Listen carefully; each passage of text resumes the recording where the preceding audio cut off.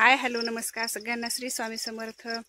ज्या कोणी माझ्या शेतकरी ताई मला पाहत असतील तर त्यांना सगळ्यांना श्री स्वामी समर्थ। काय चालू आहे तुमच्या इकडे शेतातली कामे? तर आमच्या इकडे गहू काढाय चालू आहे आणि बऱ्यापैकी गहू झालेला आहे आणि थोडा गहू राहिलेला आहे।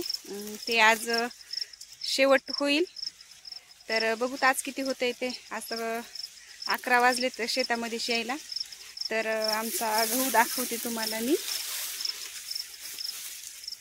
आणि आज आल्याच व्हिडिओ काढायला मी चालू केलेला आहे। तर तुम्ही चांगला मला सपोर्ट करतात, एका शेतकऱ्याला चांगला सपोर्ट करायला त्याबद्दल सगळ्यांचे मी मनापासून आभार मानते। आणि आता आमचा गहू दाखवते। आणि आमचा गहू जवळपास आमच्या गव्हाला उंदरं लागले होते, तसेच हरणांनी वाटा केलत्या, त्यामुळे बराच गहू असा इकडे तिकडे पडलेला आहे। आणि आपल्या विहिरीला पाणी थोडं म्हणजे यंदाच विहीर पाडलेली आहे, त्यामुळे विहिरीला पाणी कमी होतं आणि ते पाणी पुरतंय का नाही असं वाटत होतं। त्यामुळे आम्ही कमी 2-3 पाण्यावर गहू येईल असं बी बघितलं होतं आणि तोच गहू पेरलेला आहे। तर तो गहू आडवा पडतोय, असं म्हणतात की कमी पाण्याचा गहू आडवा पडतो। तर पूर्ण आडवा पडला होता, कारण पाण्यावर आपला विश्वास नव्हता, त्यामुळे हे गहू पेरण्यात आलता, बॅगचा नव्हता हा। तर असा आहे आपला गहू।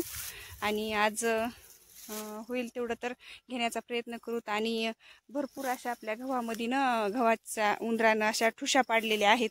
भाव नसला तरी शेतकऱ्याचं जे पीक आहे त्यानं तो पोट भरतो।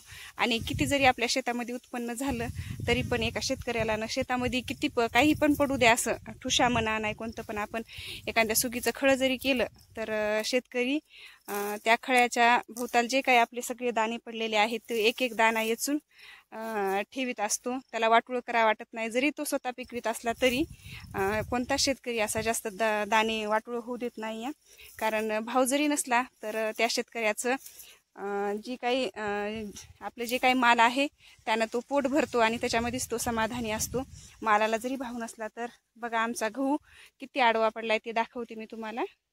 हे पहा, हे पूर्ण गहू आडवा पडलेला आहे आणि इथून अशा हरण म्हणजे आमच्या इकडे जवळपास हरणांचा 10-12 हरणांचा कळपच आहे। तर त्यामुळे हे इकडे जाताना येताना असं पाडलेलं आहे। आणि खूप उंच उंच गहू गेलतात, तर अशा बऱ्याच प्रमाणात आपल्या गव्हाच्या अशा ठुशा गळालेल्या आहेत। आता जर समजा थोडा गहू राहिलेला आहे आपला, आणि तेवढा जर गहू होऊन जर लवकर झाला तर आज ठुशा यायच्या आता, नाहीतर आपल्या शेतामध्ये काय भरपूर काम असतातच। तर एवढा गहू आहे सगळा राहिलेला आणि इकडला सगळा काढलाय गहू। अशा पेंड्या हे बांधून ठेवल्या आता, आणि नंतर आपल्याला ह्या पेंड्या सगळ्या एकत्र ठेवाव्या लागतील मिशनीसाठी। तर एवढा गहू हिरवा राहिलाय थोडाफार, त्यामुळे हे एवढं घेणार नाही, एवढा गहू फक्त हे पलीकडला आहे ते गहू घेणार आहे। तर चला, आज तर कामाला लागायला 11 वाजले तर भरपूर ऊन झाले। जर लवकर आलं तर पटकन काम होते। आणि इथं कडपीच्या खाली जे काही आपला शेतातला गणवेश आहे ते ठेवलेलं आहे। तर हे आता घेते आणि इकडे आपला गहू कापायचा राहिलेला आहे, तिकडे आपण जाऊत। तर हा एवढा गहू राहिला आपला कापायचा।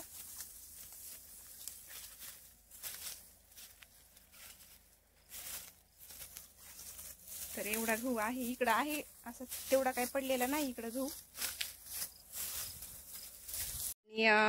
इथं व्हिडिओ मी थांबवते आणि सगळ्यांचे पुन्हा एकदा आभार मानते।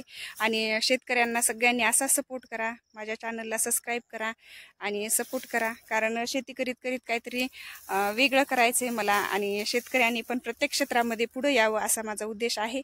तर सगळ्यांनी चॅनलला सबस्क्राईब करा आणि सपोर्ट करा ही सगळ्यांना विनंती करते। आणि आजचा व्हिडिओ इथंच थांबवते मी आणि गहू काढायला सुरुवात करते।